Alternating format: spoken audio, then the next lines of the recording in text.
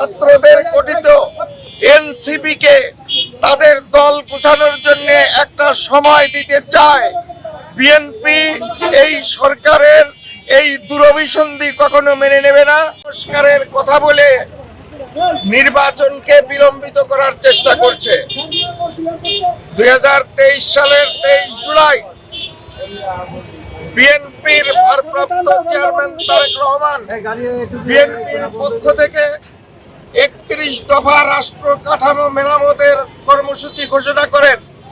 এই 31 দফা কর্মসূচির মধ্যেই সকল প্রকারের সংস্কার বিদ্যমান আছে। বর্তমান সরকার অনাহুত এই সংস্কারের কথা বলে নির্বাচনকে পিছনের চেষ্টা করছে এবং বর্তমান ছাত্রদের গঠিত এনসিপি কে তাদের দল গুছানোর জন্য একটা সময় দিতে চায়। বিএনপি এই সরকারের এই দূরভিসন্ধি কখনো মেনে নেবে না। বিএনপি অনতি বিলম্বে নির্বাচনের দাবি জানাচ্ছে।